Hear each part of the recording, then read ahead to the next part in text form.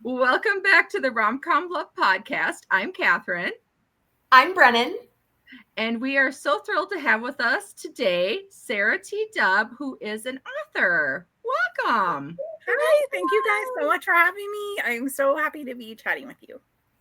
We're so excited. Thank you. So excited. And we've been chatting back and forth since some announcement at Hallmark dropped. And so I am so glad we're able to put this together now. Mm-hmm. So let's start off with, how did you find out that your debut novel, Birding with Benefits, was being adapted by Hallmark? So I actually, Hallmark optioned the rights to the book actually before the book was published. And so when they option the rights, that they're kind of like holding in reserve the ability to buy the rights if they want to, right? No one else can buy the rights as long as they have the option. So they had that option. And I knew it was a possibility, but I didn't know, I have any idea what would happen. I mean, the vast majority of books that are optioned never go into production. I knew chances were higher at Hallmark since they do everything in-house, right? So like, if, let's say in a different circumstance, it might be a producer that options your book, but they have to go find a studio and a director and actors and, but Hallmark has so much of that taken care of that I had hopes, but we just didn't hear anything for a while. And I was just, and my book came out and we just still didn't hear anything. And I just wasn't sure what was going to happen. And then I have I will admit, a Google alert set for the title of my book, so that I see if there's news stories or something. And I was going on a vacation with two of my best friends, like a girls' weekend, and we were in the car, and I checked my phone, and I had a Google alert.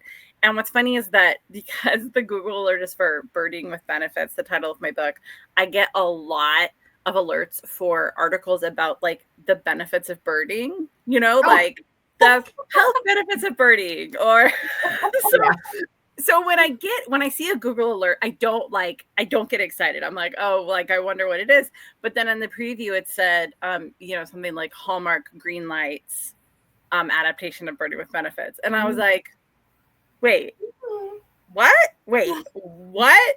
And I read it out loud to my friend who was driving, and she was like, wait, what? I was like, does this mean this is happening? And I sent the article to my agent, and she called me and was like, I was about to call you, like this just went through. So it was really interesting to see kind of their process, which was right, because that was early May. And that article, that very first little press release about it, said they were going to start filming May 12th. So it was really interesting to see that process of how like they had obviously done all of the work to get it ready, but they don't actually like buy the rights until it's like go time. So yeah, so I learned about it from that article in early May. That they were going to start filming it in like less than 2 weeks. So that was it was just a really wild, like, thing to comprehend. And it's been so fast since then, because they have it all down to such a science. So, like, it's hard to believe that it's just been a few months and we're already getting ready to see it. Yes. So when you say that they had already like put in the option and stuff like that, does that mean that your agent had been promoting your book to them, or is in that line? I was just curious if you can. Yeah, that's a great question. So when a book is purchased by a publisher, right? So like when I got my book deal, that announcement goes into this publication called Publishers Marketplace, and there's just like this teeny little, it's usually like a 1-sentence thing, like a 1-sentence description of the book, and the author's name and the publisher's name. And I think that film scouts kind of just like go through those looking for things, because we had a couple folks reach out to us. And then one of those people was like, hey, I read this, and like I want to pass it on to someone I know at Hallmark. And then it just kind of moved up. And I was really excited that they would look at it and consider it, because the book itself is a spicy romance. So there's open door sex scenes in it, and I wasn't sure if Hallmark would consider that. Obviously, they're not going to include that in their content, but are they even gonna read something with all that? But they did, us luckily. So so that was sort of how that beginning stuff happened. But sometimes agents will like shop manuscripts around if they have contacts at different places. There's often there might be like film agents specifically who come to you and say, hey, can I shop this around for you? So there's kind of like lots of various ins and outs in that part of it. And luckily for me, mine was pretty cut and dry, because it just happened really, really smoothly with Hallmark, and then actually resulted in a movie. Yes, that's so amazing. And remind us, Sarah, how long has the book been out officially, like from the time it was published? Yeah, almost a year and a half. So it came out in June 2024. Okay. Yeah. Okay. So it came out last summer. Okay. Very exciting. Which is, Brennan, that's why we did. So I knew that it wasn't going to, well, I wasn't sure. I thought maybe there'd be a chance when it was first announced it might be a summer movie in August. So for those who don't know, we ended up doing it as a book club in June, and it was then to celebrate your 1-year anniversary too. And then just with the hopes of knowing that it was going to be, if it wasn't going to be August, we really were only limited down to September. Right. because Christmas starts in October. Yeah, it's not going to be. and I was, because I was, it's been kind of fun, because I haven't gotten communication. I'm not like in communication with Hallmark about any of this. And so I've had a lot of folks ask like, oh, do you get to be part of it? Did you consult on the screenplay? It's like, no, I have literally absolutely nothing to do with it, which is totally fine by me. But it's meant that I have gotten into doing all this sleuthing. Like I would look up, okay, this movie came out in June. Let me Google and try to backtrack and find out when they started filming it, right? Like, what is the timeline of these? And I will say, honestly, the funnest part of this whole process has been like getting to know folks in the Hallmark fan community, which really wasn't a place I was spending time before, because y'all know everything, right? And now I have like my sources who will say like, yeah, this is who's in the movie. I'm like, how did you find that out? Right? Like someone who knew that before it was announced, and she was just like, I've got my ways. Yes, I know who you're talking about. And then as soon as I see things, I was like, hey, Sarah, did you see this? I've got these great points of contact now to both give me info, but also just help me understand, right? Like, this is a world I'm new to, so it's questions from everything of like, how am I going to watch? How do I actually watch this? Like, I don't have like cable to, how, like, what is the timeline? What can I expect? Where can I go to find these? The movie poster was on a different site first, and someone was directing me to that. So that's actually been super fun. I feel like people have like really just taken me under their wings. And it's been, I think any time that you get to see a different like subculture, right? It's just so fun and cool. And it's so fun and cool to see that community. And I went on to the Hallmark Movies subreddit with questions about how to watch the movie, because I continued to be confused, like about, where was it going to be streaming? Where can I watch it the night of? All this stuff.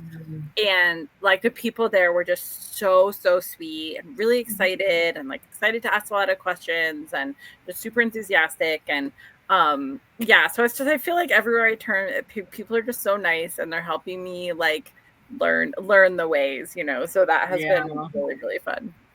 Yeah, I will say that Brennan and I are not the biggest sleuthers. Like there are times. Catherine's my sleuther. I learn everything from her. I am Brennan's sleuther, and I'm always 5 steps behind on my own, or I think I am. And I kind of, so finally I said to her one day, I go, am I fanning wrong? Because I don't know every single Right? I don't know every single move. Not that everybody does, but I'm always, gosh, and so we do have very many dear friends who do, but one of our dear friends who's been sleuthing for forever, our friend Sheila, and she was a researcher. And so she's just like, this is what I she's just enjoy using those doing. skills now. Yeah. I'm like, more power to you. I'm well, you just tell me what I need to know. Yeah, Exactly. that's what I like. We'll give you all the credit. Let it filter down. Tell me what I need to know. Mhm. I mean, it was really fun to learn about that, that Rachel and Andrew were going to be in the movie before that was announced, because I could start following them and like looking at their Instagram stories. And that for me was when it really became real, because they were just kind of mysterious, posting these photos, not talking about what they were, but I would see this photo of, this beautiful stream with all these trees around them. And I remember the first day I started following Rachel on Instagram, she had a story and it was a picture of the stream, and there was a little quote about how like listening to birds is good for your health. And I was just like, oh my, like, I just cried and cried. I was like, this is really happening, right? And like this idea that this thing that like started in my brain years and years ago could result with like this really amazing, talented woman like standing in the woods, like listening to birds, I mean, just like so incredible to see all those connections. So yeah, I was really grateful to be able to kind of follow them quietly and look for those little clues before it was announced publicly. That was really special. Yeah, this is a perfect segue to Brennan's question. Oh, and we just real quick, I mean, we were so excited to learn that Andrew and Rachel were part of this project, because as you've learned, they are Hallmark favorites, Hallmark darlings. They're so good at what they do. Not that we appreciate the newbies. We appreciate learning about the new up-and-coming actors, but we were so excited that we got two veterans, in the movie. I felt so excited by people being like, oh, people were so excited. Friends of mine, people and I were so excited, and it really felt like, they would be like, they're really like pulling out the stops for this, and so it was very exciting to be like, oh wow, cool. They're like, he's one of the kings of Hallmark. I'm like, awesome. And now it's great, because the people I work with, I'm a librarian, the people I work with are becoming Hallmark experts, and one of my friends, she's like, oh, I've got to teach our other coworker about the kings of Hallmark. And they're just like, so like the news is spreading. Everyone's learning about this. Oh, so fun. Well, Sarah, so why did you choose bird watching as the thing to bring us this love story? Yeah, I have been a birder for a long time. Probably about 15 years that I've considered myself a birder. I've always been like a nature person and an outdoor person. And honestly, what's funny is that, especially when the book came out, I had a lot of people saying like, why birding? What, it's like, what a weird thing to write a romance about. But when I decided to write a book, it's just the first thing that came into my mind. It was like, to me, it was obvious. And I think a part of it is because I love birding.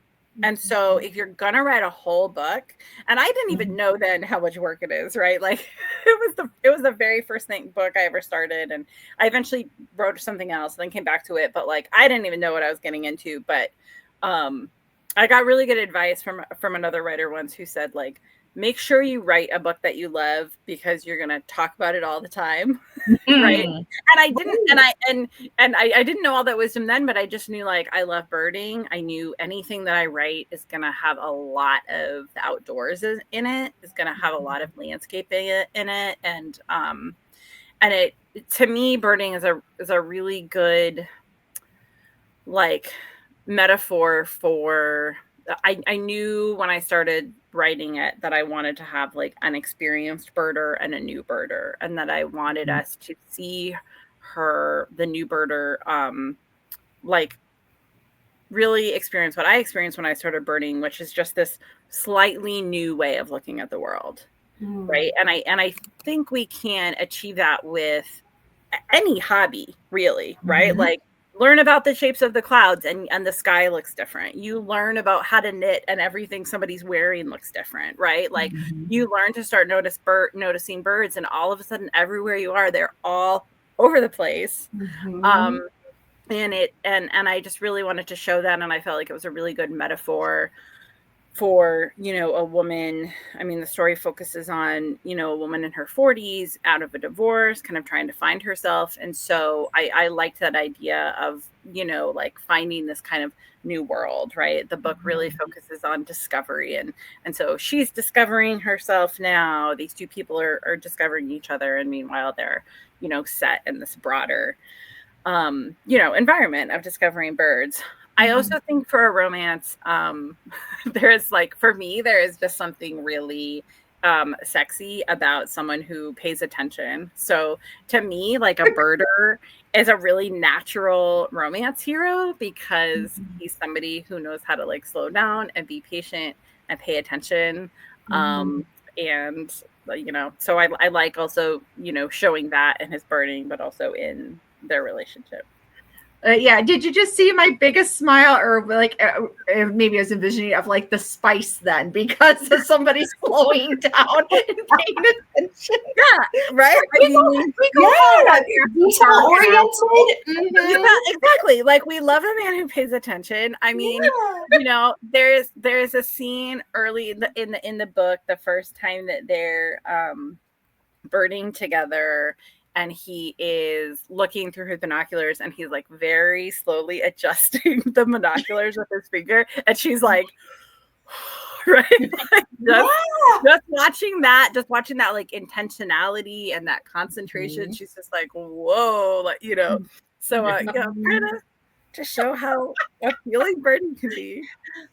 Those are the times when you're kind of like, oh, what are they going to be able to keep? And there are, you know, I will say Hallmark is pressing buttons that they hadn't before. So there is, you know, more spice in their movies that if you were to ask me 2 years ago, would you see adjusting of binoculars? I don't think you necessarily would, but you know, to the world we might. And I think something that really, I mean, personally, even though I do write sex scenes where things are actually happening, my favorite part of any romance is the tension and the buildup. And I think Hallmark's really good about that, especially when the characters have really good chemistry, you know, just like the looks, that the sticky looks when people gaze at each other, those moments where they end up close to each other, like those are really, I mean, you get the goosebumps, you get the butterflies in your stomach, and that's you know, that's my favorite part of any romance novel too. So you know, so I have like a lot of confidence that will convey, you know. Yeah, there was a brand new clip that came out today that you could feel. I mean, I'm sure I've seen it in one or two other ones with them, but you could feel it with Andrew and Rachel coming on. I'm pretty sure he was looking through binoculars at the time. I'll have to rewatch. There was a little binocular clip from the one that came out today. I was like, yep, because you got to have that, like, here, let me help you with the binoculars. Like, yeah. Yes, they nailed it. It's actually kind of, I didn't know anything about the birding community. Did you, Brennan? Not really. I knew that it was something that was out there in a hobby, but I've never experienced it personally. I don't know anybody that's done it.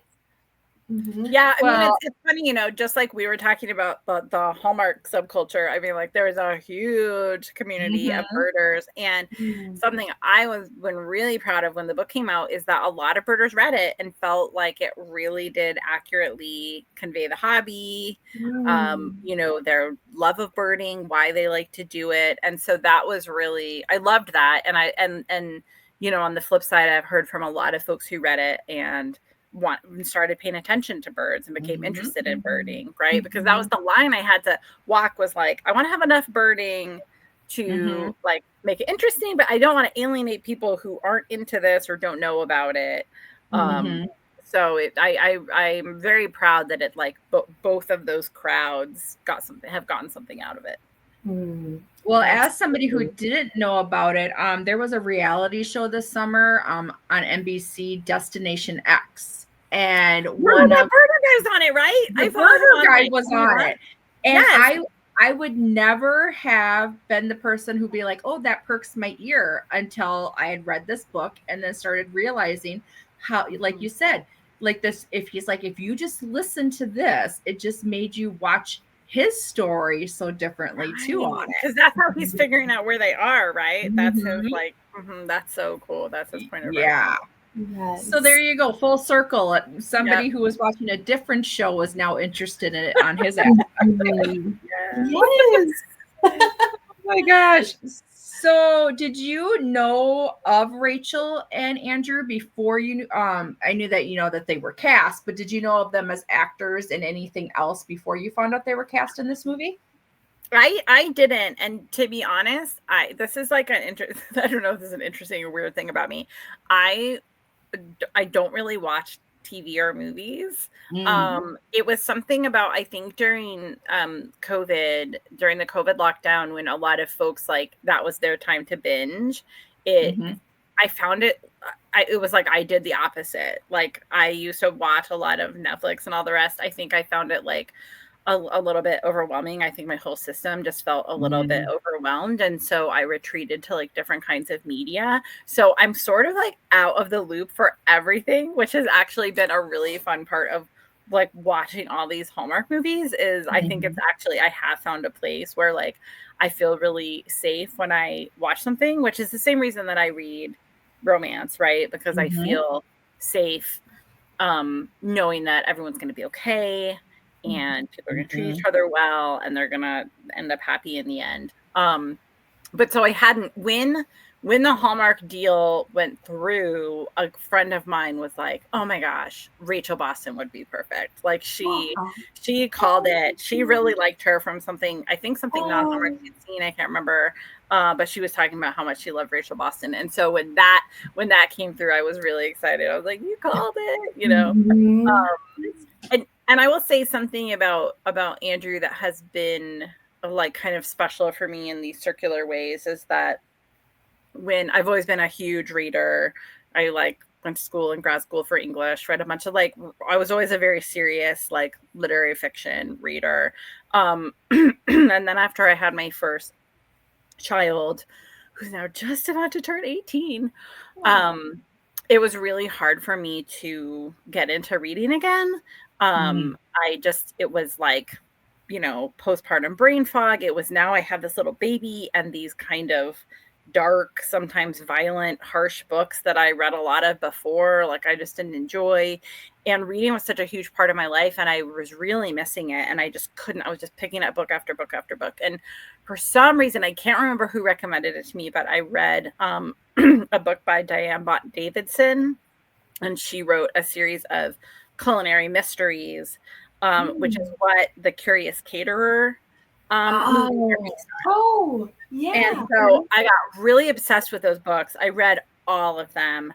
They were so fun. She's a caterer in a small town in Colorado, and she's cooking, and there's recipes inside the pages of everything that she's cooking. And those books really brought me back to reading. They were really like a lifeline for me when I had a baby. And so when I was going on my Hallmark journey this month of watching as many Hallmark movies as I could, and I checked out The Curious Caterer, I realized that series of movies is based on those Diane Mott Davidson books, and Andrew Walker is in them, and he's just absolutely fantastic in The Curious Caterer movies. And so that was this really cool full circle moment for me of like, you know, these books that had been really important to me, now seeing them adapted by Hallmark, like starring the guy who's going to be in my book adaptation. I mean, I was like, that's just mind-boggling to hear. Right. Really cool. Like Catherine said, just another full circle. Yeah, really, really cool. Aw, wonderful. Oh, well, so speaking, you've already spoken on this, which we love.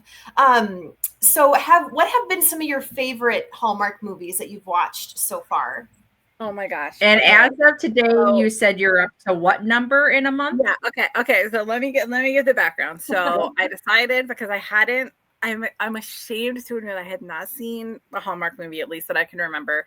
And I was like, okay, I want some context, right? Like I want to know what broadly to expect from Adventures in Love and Birding. And so I got Hallmark Plus and I launched in. I started by watching things with Andrew and Rachel in them, and soon broadened. I started August 1st and I have now watched 23. I'm about halfway through my 24th. And it has been, I mean, let me tell you, from the very first one I watched, I was like, this is fantastic.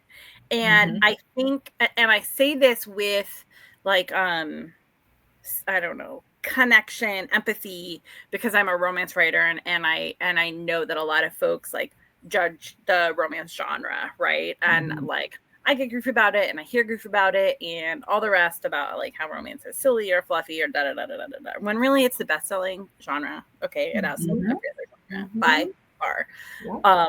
And people, if I'm going to get on my soapbox, people dismiss it because it highlights like joy and happiness for women, right? But moving on. And when I watched my first Hallmark movie, I felt like, okay, like this is happening here too, right? Because like people will be like, oh, it's Hallmark. Oh, it's going to be, it's going to be silly, or it's not going to be high quality or something. And like the first movie I watched was The Reluctant Royal. Sorry. And I got so excited I almost split my screen. I know, right? Because it's that fun. And you started with Andrew. It's perfect. I was like, this is fantastic. The writing is so good. The writing in all of them is so good. The dialogue is so excellent and realistic around how people really talk with each other. And the humor, like they're really funny, and they're like genuinely so funny. Like I'm like head over heels. So, The Reluctant Royal was the first one I watched. I actually watched that one twice because I thought I have a 10-year-old who really loves like, the Princess Diaries and the Princess Switch and those movies. So I was like, you're gonna like this one. So I watched that one twice because I also watched it with him. About halfway through, I was like, hey, this is the guy that's gonna be in our movie. And he was like, what? Like blew his mind. So that was really fun. Okay, I'm looking at I wrote down my list so that I can while we're talking. Because I have been leaving little mini reviews on my Instagram stories, and I have a highlight reel of those. So I clicked through and wrote them all down. Okay. I'm not going to list them all, but I'm going to tell you the next one I watched was Field Day, which is definitely in my top 5. Rachel Boston's in that one. It's like, 3 moms planning this school just a field day together. That's why it's called Field Day. Field day together. And it like really got me in my feels, like in my mom feels. I thought that the friendship between the 3 of them was really, really well done. I thought it was a really clever movie because they're each kind of presented as this like archetype. There's like the hot mess mom, which is Rachel, and the I've got everything together, my life is perfect social media mom, and then the like busy, always on her phone working mom. And at first they're presented in this like kind of stereotypical way that I, as a viewer, was like, but the whole movie just like breaks that down, right? And like just the bonds between them, I just thought was really beautiful. And I was the minute that Rachel had said 5 words, I was like, she is perfect. Like she has this really vibrant energy that can be like silly but mature and sweet. And I was just like, I hit the jackpot. Like she's perfect. So I love that one. Okay. Okay, The Perfect Catch, like that one. Retired Andrew Walker. You can never go wrong with a retired baseball player or like a struggling baseball player helping a little league player. I mean, forget it. Like, get out of town. Okay, Villa Amore, fantastic. Is that Kevin McGilly? That's Kevin McGarry, yeah. Okay. And I have to say, I feel like a proud mama bear because I was like, you need to see Field Day. And when you told me you started with that for her, I was so excited. Yeah. And then I was like, and then I was like, you have to watch Nikki and Andrew together because they are royalty together. And then I was like, and I'm like, you know what? I'm throwing a Kevin McGarry in there for you. Yes. Fantastic. I watched another one with him too, which was Checking It Twice. Yes. So clever because it's a hockey movie set at Christmas time. The title alone, I was like, I'm sold. Like, I don't care what else happens in the movie. This title is fantastic. Yes. Loved that. I watched all the Curious Caterer ones because I absolutely love them. I really, really loved seeing Andrew's range in those, like the way that he, because you know, the first thing I watched him in was Reluctant Royal, and he's like a total goofball, and so it was fun to see him be kind of like serious and gruff in the Curious Caterer movies. 3 Wise Men and a Baby, of course. Yes. A classic. I already know. So cute. I watched Rachel and the Last Bridesmaid. I really, really loved that one. I thought it was super sweet. And Dating the Delaney's. I really liked her in that one too. Oh my gosh, I've watched so many. Okay, Winter Love Story. Yes, I love Winter Love Story. I really like that one. Yeah, 2 writers, one who's like really famous and one who's just starting out, go on tour together. As a writer, I really liked watching that part of it. I liked hearing them, you know, like talk about their insecurities, their trouble getting things started, like just how that, you know, those insecurities and that kind of like imposter syndrome never goes away. I felt very seen. Oh my gosh, so many. Sorry, really quick segue. Kevin in the Glasses, hot as can be, and Jen Lilly. Get it? Oh yeah, and they know what they're doing. That happens in the first scene. They know exactly what they're doing. And actually, as of today, Jen Lilly just liked something that I had posted from that movie. Like I looked at when I had posted it because it was a challenge. It was 17 weeks ago. She loves how much McGarry's still love and talk about that movie. And we are. I do hope that there can be a sequel someday because I'd love to see if they would have ever collabed on something. Yeah, that's a great point. That one was a lot of fun. I just watched her in something that I finished yesterday, a little daytime drama. That one was really fun. I really liked that, like a movie about a TV show where you feel this kind of like meta conversation happening. I thought that was a really good.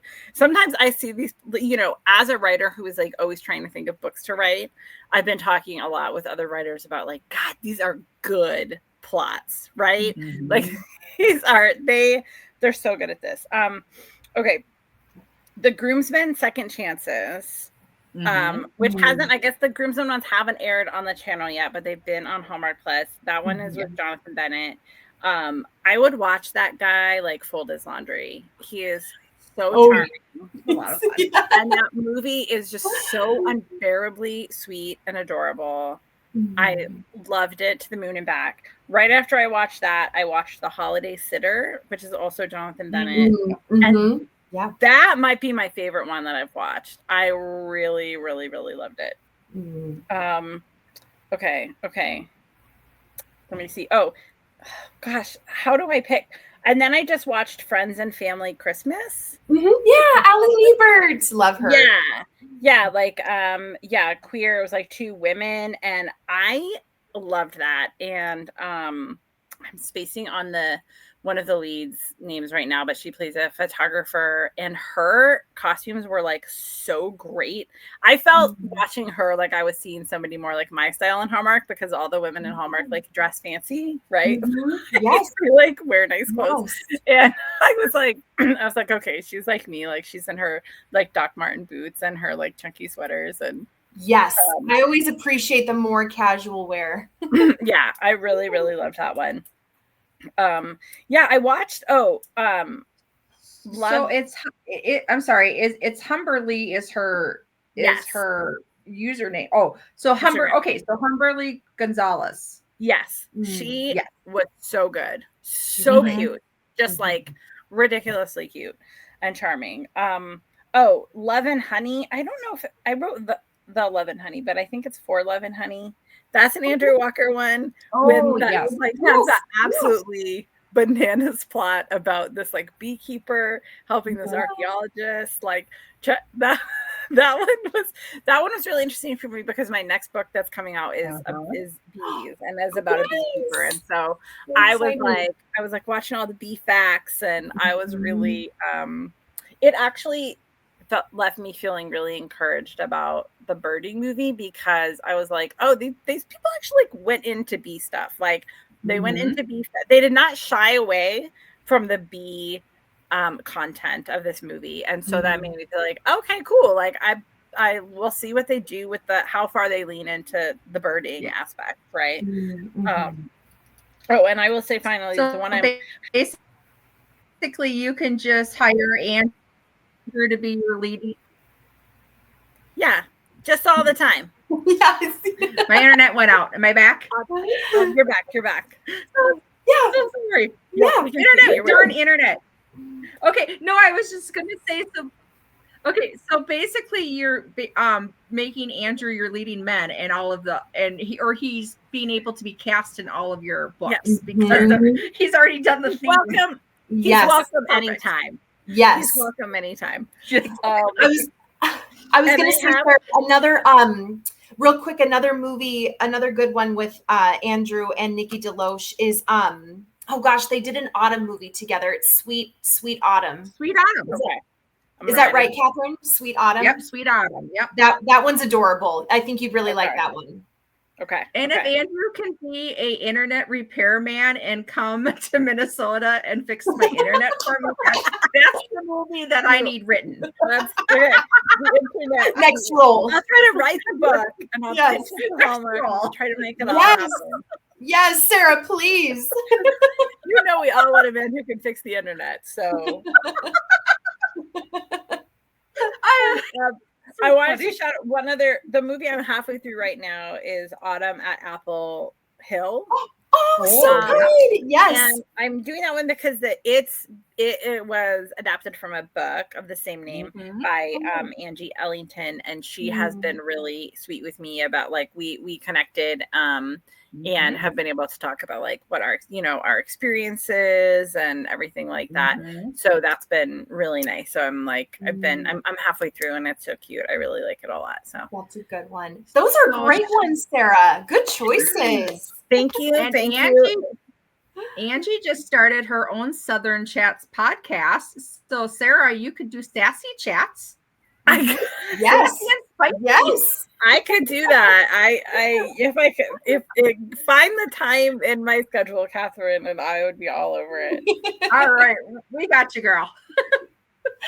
That'd be so great. So funny. All fantastic choices. Yes. So on that note, what do you consider makes a good chemistry between a couple?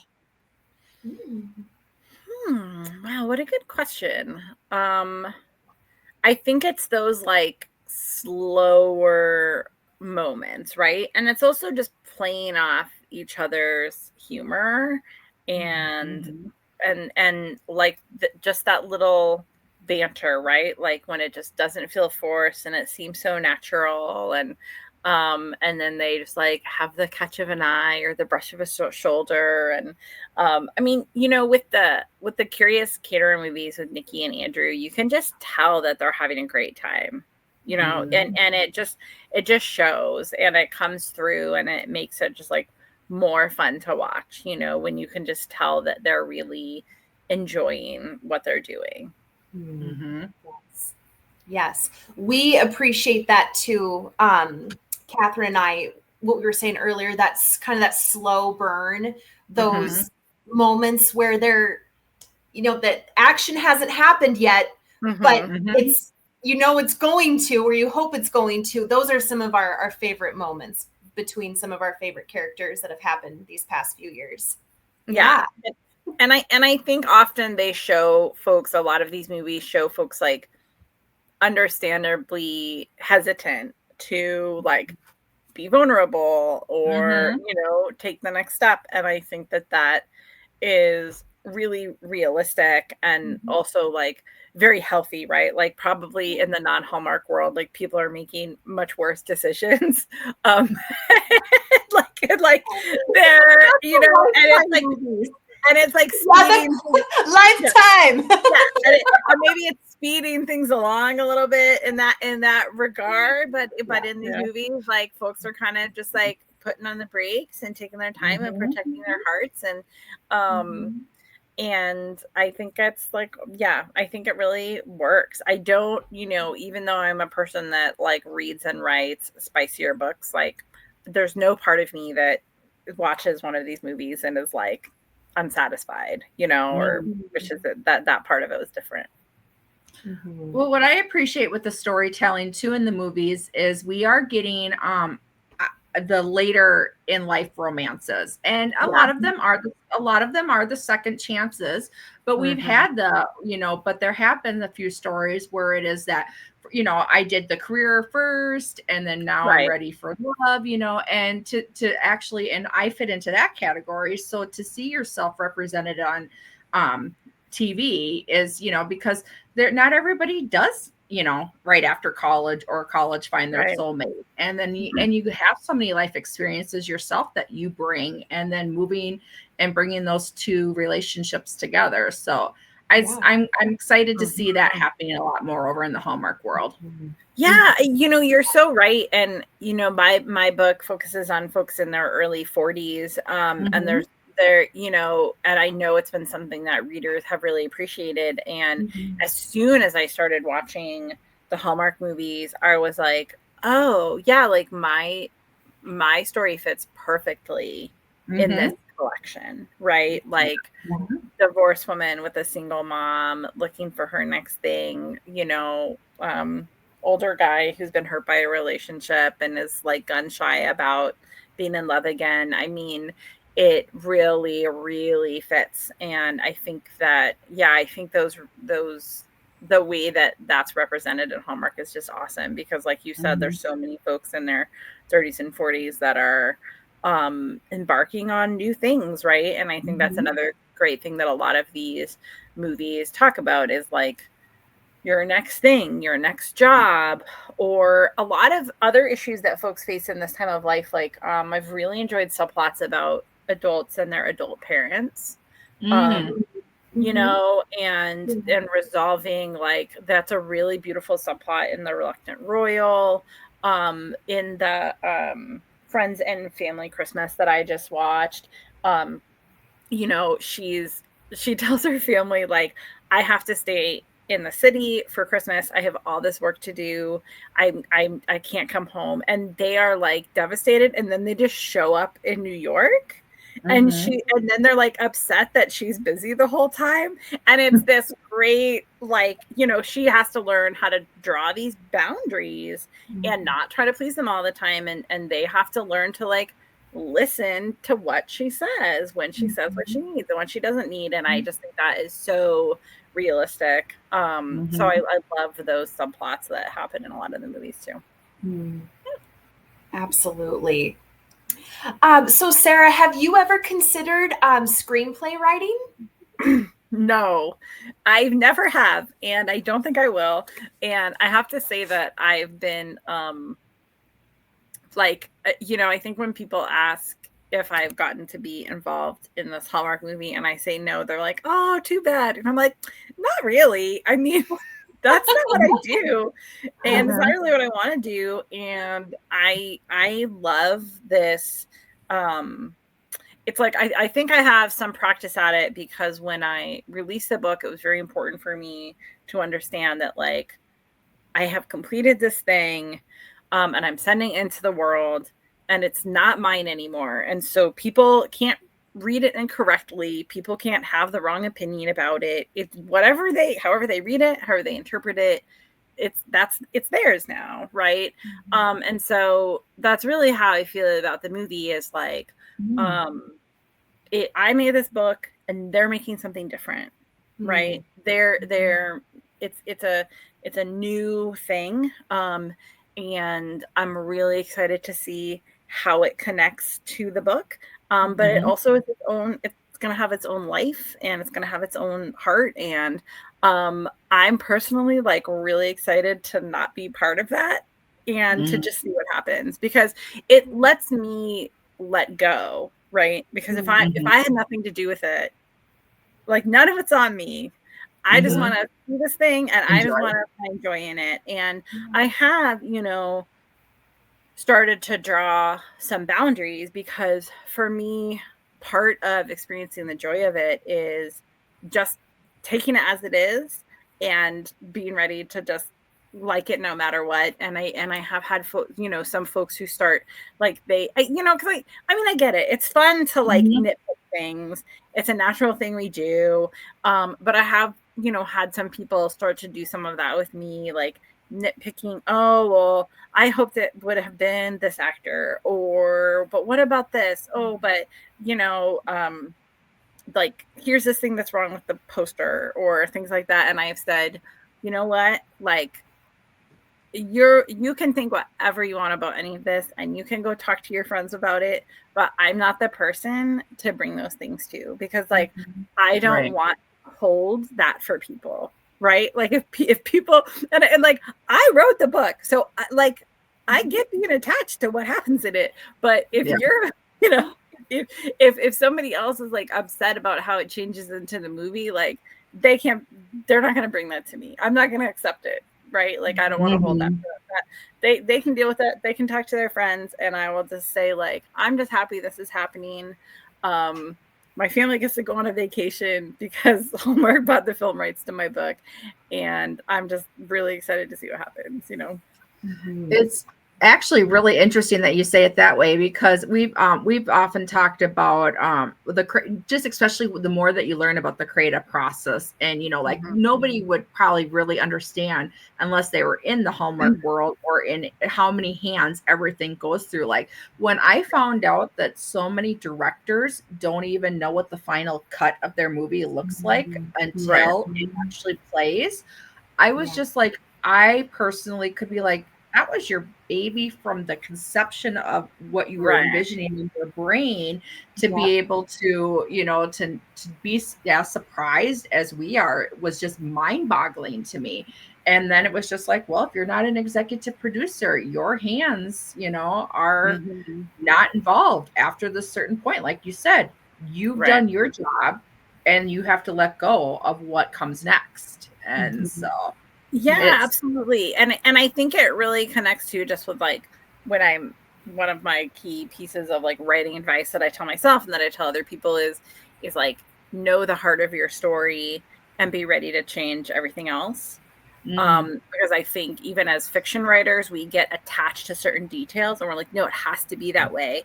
And we forget that we've made it all up. So really, it doesn't have to be any way at all, and I rewrote Birding with Benefits so many times. I mean, it's right. The center of this, the plot is that these two people are, through much confusion, stuck together both as partners for a birding contest and as they're fake dating, right? The first two versions of the book did not have a birding contest or fake dating, right? However, the book's still kind of been the same because the heart is the same. I feel fairly confident, even, just from the little pictures and clips we've gotten to see so far, that like the heart of this story is going to be intact. And so everything else can change. Like, that's how it goes. I agree with you. They kept the sizzle. The rest, the sizzle and the birds. And binoculars. Okay, we'll forgive the rest. Done. I'm satisfied. They go birding. Whatever else happens, Sizzle. There you go. Sizzle, spice, binoculars, and birding. That's all I need to know. That's all we want.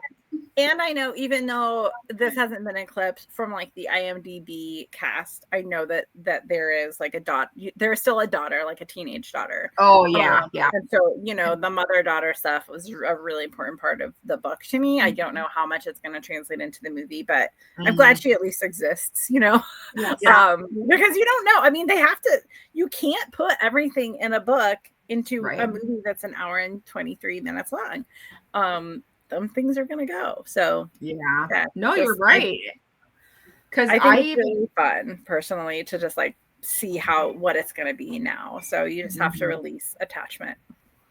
No, and that's actually a really good feedback for me, because I did, when I looked at IMDb, I was just like, oh, did they go younger with the daughter?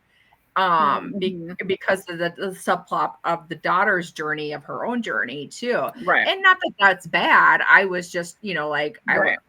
I was just like, oh, I wonder what that story would entail if they did go younger. I was having a harder time telling from just the pictures. Yeah. And that's when you just have to be like, whoa, I guess we'll see. Like, how exciting. Yeah, exactly. Right? Like, yeah. So, what is your writing process? And do you prefer to write in loud coffee shops or silent retreats? So I would say I write in loud coffee shops and I edit in silent retreats. My process is I mentioned rewriting Burning with Benefits a lot. I rewrite a lot. So I will start a story and then I will kind of know more, right? Because I'm learning a lot as I go, because that's something about the creative process that's so interesting, right? It's like I could outline my heart out, but once I actually start putting words on the page, things are going to happen. Things are going to happen I didn't anticipate. My brain's going to go places I didn't think about before. And so everything starts to change. And so I'll get to a certain point and then I'll go back and kind of like take things out, weave new things through. And then I just do that like 1,000 times. I love to draft in peak chaos. So like, put me in, when I started writing, it was during the COVID lockdown. So I was at home. All 3 of my kids were doing school from home, and we had an extra kid home with us. And we would like be around our table, everybody doing their thing. And I like wrote a novel, like that was, I've never been so productive.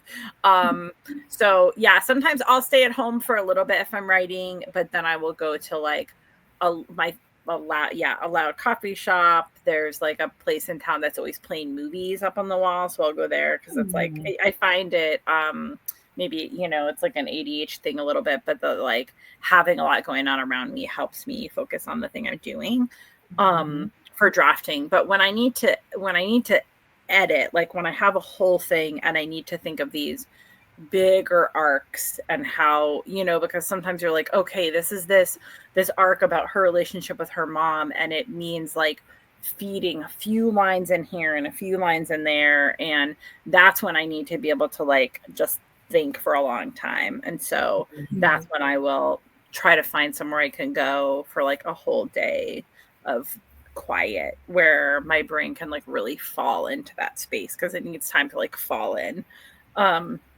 But yeah, mostly like I've got 3 kids. I work at the library. Things are very busy. So it's like, it's little bits, right? Like it's an hour, 3 hours at a time. And just eventually a book comes out at the end, hopefully. Whatever you're doing, girl, it's working. Yes, it is working. It's no different than birthing a child, kind of, right? Where you're just like, eventually it happens. You're just like, this will happen.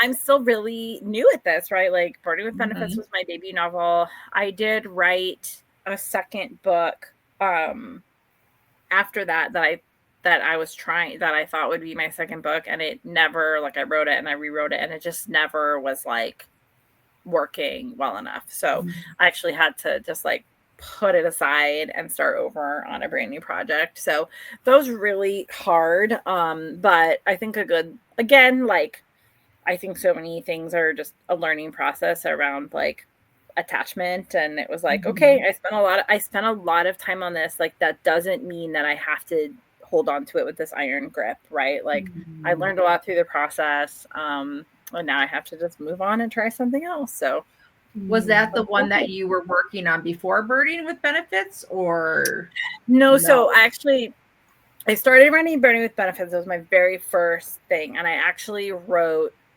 have an email to a friend, and all the email says is, I think I'm going to write a romance novel and it's going to be about birding. Like that was the first like time I like accepted that as reality, I started it, and in it I started creating like a family for John, the main male character, and then I actually moved, like I paused that, and I wrote a book for one of his brothers, because I envisioned writing a series of books about each brother. And I wrote that book, and that book is how I got like a literary agent. And she sent that book out to publishers, but it didn't sell. And so while it was out to publishers, I went back to Burning with Benefits and wrote that. And so then we sent that one out. So that's another book that I have that just lives off in the corner. Probably will never, never see the light of day, but it was like a small town romance. And my next book that's coming out in February is a small town romance. And I definitely borrowed a lot from that first book, things about the small town and the people and those interactions and stuff. So, it's never a waste. Okay. But never say never. Yes.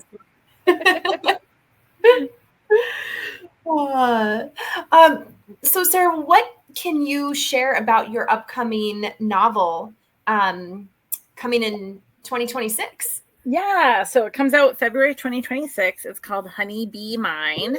It's a small town romance about a beekeeper, and she's kind of like the golden girl of her town. She's holding up her family like orchard and apiary, but she's in some financial trouble.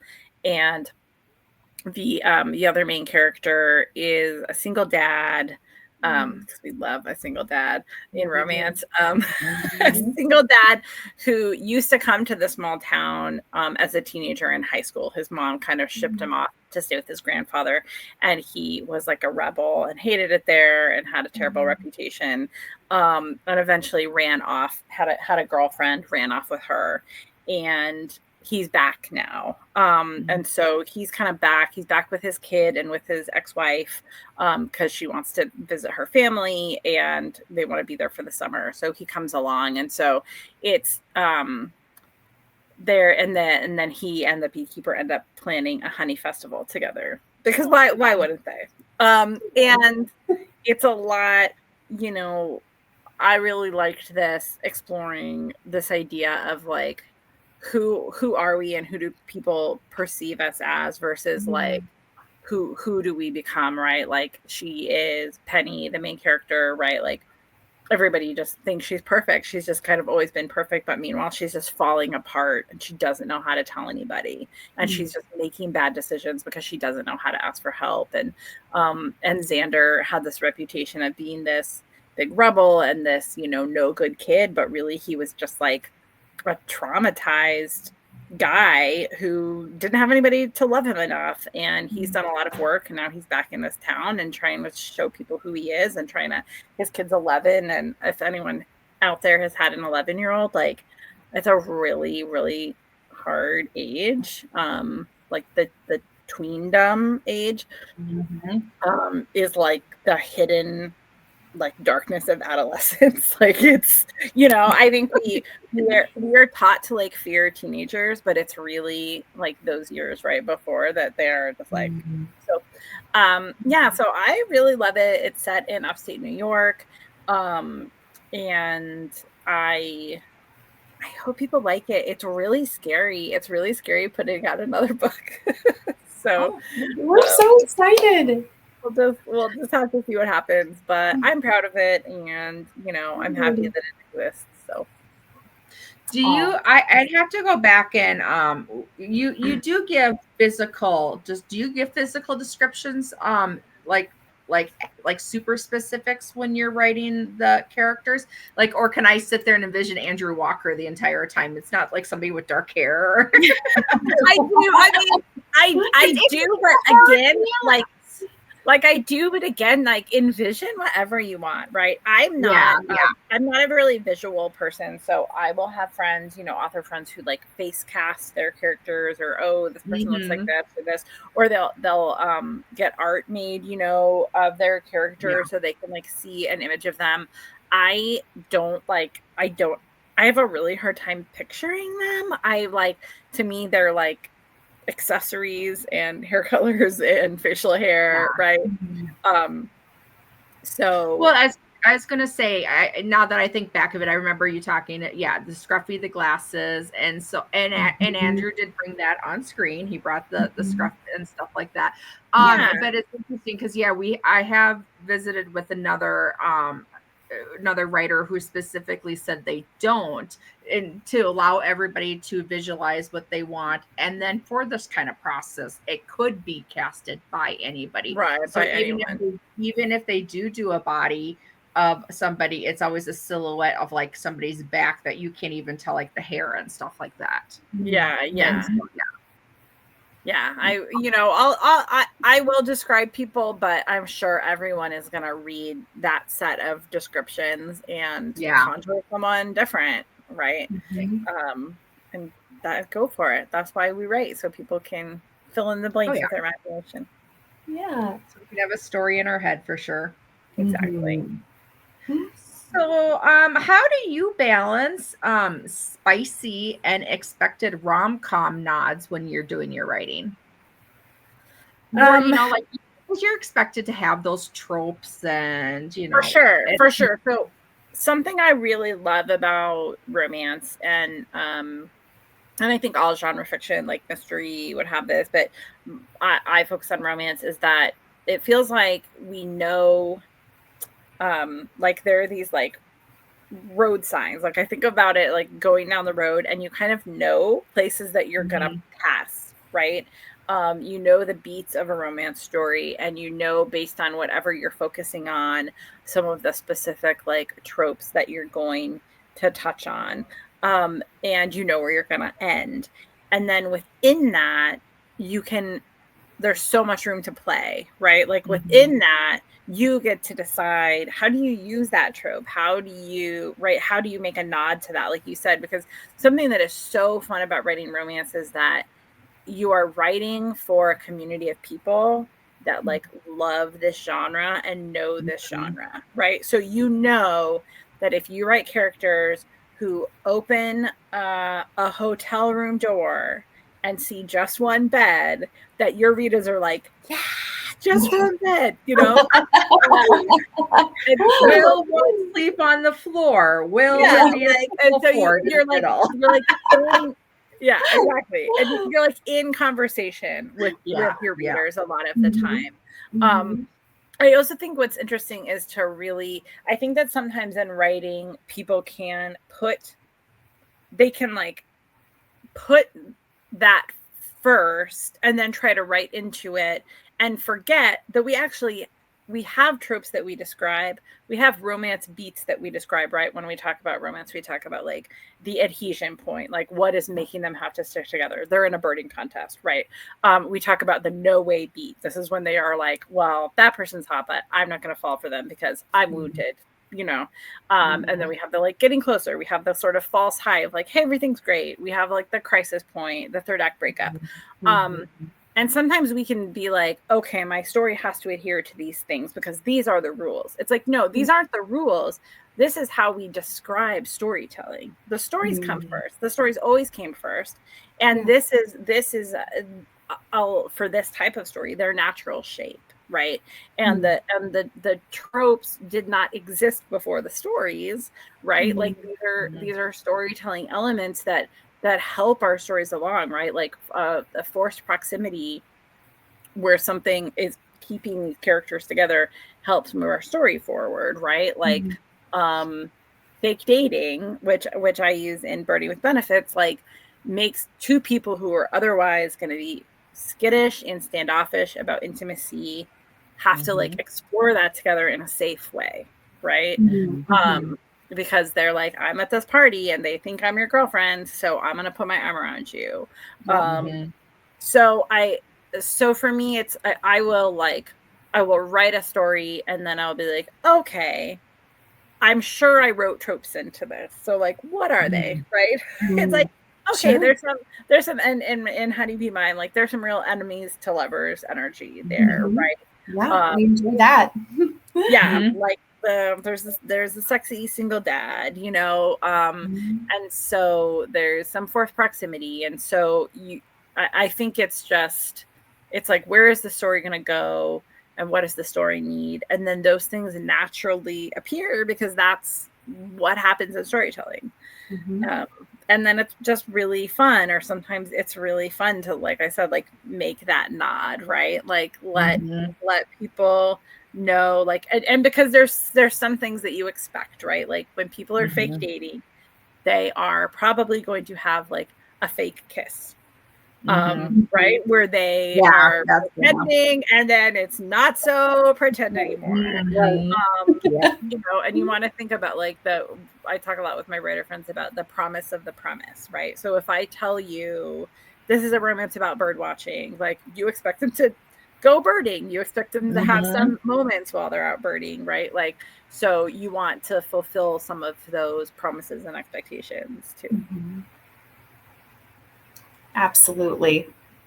It's so fun, I'm sure, to write and decide, the tropes and what's going to fit in where and what's going to work. And so interesting. It is. And often I find when, writing, it's like you're constantly like upping the stakes, right? Like I will start, like I started with this very vague story about a woman who wanted to learn how to bird, and she hires a bird guide, and they ended up with them stuck together as birdie partners for a contest that lasts 6 weeks. Right. Because like, it was like, okay, there's a contest, there's stakes to that. 6 weeks, there's a ticking time clock, right? Like this is like the story needs to be contained in this way.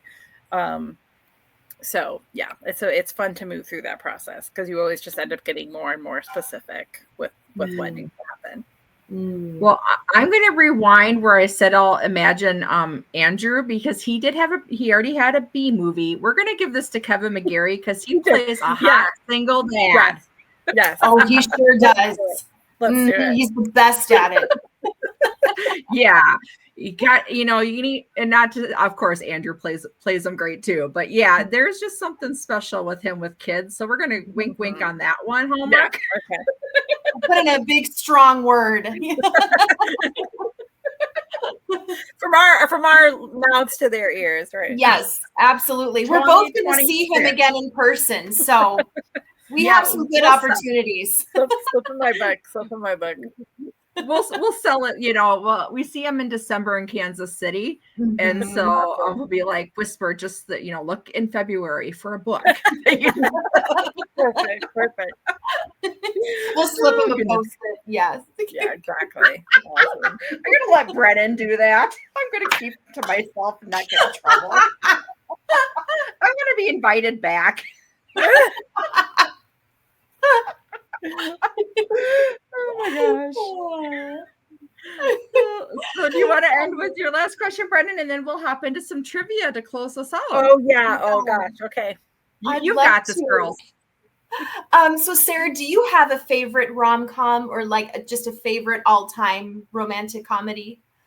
Okay, this is like an old school one, but The American President. Yeah, with Annette Bening, and I'm like spacing on Michael Douglas.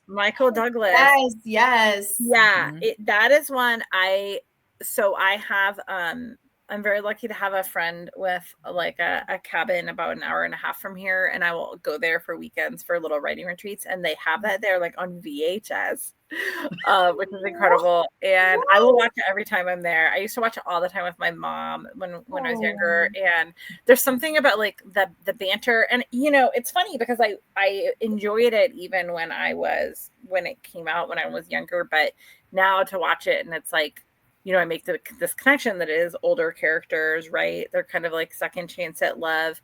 There's just something about it that I just think is so charming, and I love the dialogue. And I find that there's always like these teeny little nods to it actually in my books, where I don't even realize like, oh, I wrote an American President moment there.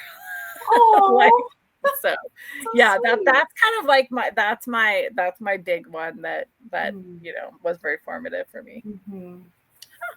It's been a long time since I've seen that one. You watch it, it's great. Yeah. I was gonna say mine that I can watch over and over again is While You Were Sleeping. And while I love Bill Pullman and Sandra Bullock in it, to me it's the side characters. And I probably have said this in every podcast, but there was just something like there's something in the demographic of that site of the family that stuck with me. I think it was 1994 that came out. Right. And I'll never forget that family. So I'm with you where it probably be the unconscious nods to things and because it just sticks with you. Yeah. It sure does. Brennan, what's your favorite one, Brennan? Oh goodness. For me, I think it's The Wedding Planner. With Jennifer Lopez and Matthew McConaughey. I remember I saw that movie for the first time. I think I was 12, and I just fell in love with Matthew, fell in love with the story. Yeah, I love it. I gotta rewatch that one. That was definitely during his rom-com heyday. I mean, like he has glasses in that movie. And he's so adorable with his glasses on. Yes. You're right. There is definitely something with the glasses. I don't like them on myself, but I haven't seen myself without glasses since I think I got them in 6th grade. So yeah, I know, but right? Something on a man. Whoop-da. Amen. Okay, so we've got 4 questions that are around Rachel and Andrew. I got this. Ready. All right. So they co-starred the first time in a 2018 movie. And I bet you Sarah's going to know these from her watches. Was the title Christmas in Tennessee, Christmas in Kentucky, or Christmas in Missouri? I think it's Tennessee. Is it? Make a sign and make like a. I think it's Tennessee, and I haven't watched that one yet. But I've seen it referenced many times, and I think it's Christmas in Tennessee. I don't think I've seen this one either. It is Christmas in Tennessee, and it aired on Lifetime. It was part of their Wonderful World, so you will not find it on Hallmark Plus. Just an FYI. Oh, that's right. Okay. Because I've seen people refer to them in a movie together, but. Okay. I will say if you YouTube, a lot of Lifetime movies are full. Their full movies are on YouTube, so true. Give it a try. Christmas in Tennessee. Okay. So Andrew's first Hallmark movie was Bridal Wave, Appetite for Love, or A Bride for Christmas. I know this one. Phone a friend, Sarah. I have no idea. So, okay, Brennan, if you know, you get to take a guess. The Appetite one. It was A Bride for Christmas. Okay. Sarah, A Bride for Christmas is really good. That's one of my favorites. It's really good. Okay. Yeah. I need this down. Yeah. That one is Hallmark. If it's so old, I hate to say it that way, but it's not on Hallmark Plus. That's another one that is like a Tubi or a Pluto TV. You'd be able to find it. And he his co-star Ariel was his co-star in Bridal Wave. And I want to say they were back-to-back movies. Yeah. And Bridal Wave is also a great one. Okay, I'll check them out. All right, so you're going to be up to 40 by the time this movie airs. I can already tell. I know. I will. I really will. All right. So Rachel's first Hallmark movie was Stop the Wedding, A Ring for Spring, or A Rose for Christmas. Oh gosh. I know this one too. I feel like because there's so many Christmas movies, the odds are higher that it's a Christmas movie. I'm watching Brennan for some like sign that well, here's your hint. And it goes around a wedding. Oh, okay. Tell me the names again. Stop the Wedding or A Ring by Spring. Oh gosh. A Ring by Spring. Yes. Actually, it was Stop the Wedding. Oh, was it? I'm sorry. Oh no, you're right. It was A Ring for Spring. That's okay. I Stop the usually Wedding start is such it. a good movie. Is there I also a did Stop the not- Wedding? Because that sounds fun. I would watch that. It's so good, Sarah. And it has I'm gonna spoil it for you, but it has oh gosh, he was in Growing Pains, he played the dad. Alan Thicke? Yes, thank you. Okay. Stop the Wedding. Okay. It's really good. That one's a cute Wait one. a second. I am going to IMBD because now I'm second guessing myself. And I have to, get my facts right. Okay. Oh, usually I know, and I totally usually circle them so I remember, and I did it. Okay, so 1 second. Don't want to lead you astray, Sarah. Yeah, I mean, I come here for facts. I like to go for the Hallmark facts. I know. Never been somebody's Hallmark movie guru. No, I'm kidding. I know. It was A Ring for Spring was her first one. Yep. And and then Stop the Wedding came actually a few years later, 2 years later. Mm-hmm. Okay. And then A Rose for Spring was mixed in there. Okay. So I'm going to preface this by saying so far that has aired. Okay. Rachel and Andrew have both co-starred with Paul Campbell in how many movies? Not together, but they both have been in this same number of movies so far. Hold on, I have to Google Paul Campbell. Okay, that's who I was thinking of. He's so sweet. Like, what a cutie, right? Okay, she was definitely the last Bridesmaids with him. Mm-hmm. He was also in Dating the Delaney's, right? Mm-hmm. Yeah. So your count is what? That's 2. He wasn't in Field Day. These are the only Rachel ones I've watched. I don't know about these other ones. Let's say 3. Now it is 2 because I tried to just throw one in there that I didn't know about. Well, there's 2 Wiseman movies that have aired, and of course, the third Wiseman movie will be shown this year. So that will be 3 for Andrew, where he bypasses. Okay, but right now it's 2. Okay, right now it's 2. So that's what I said. That's what I said at first. So right. You got it too. I could impressively cite which movies he was in with her because I am now becoming an expert. Round of applause. Catherine, these are good questions. Thank you. Except for when I don't circle or star my own answers.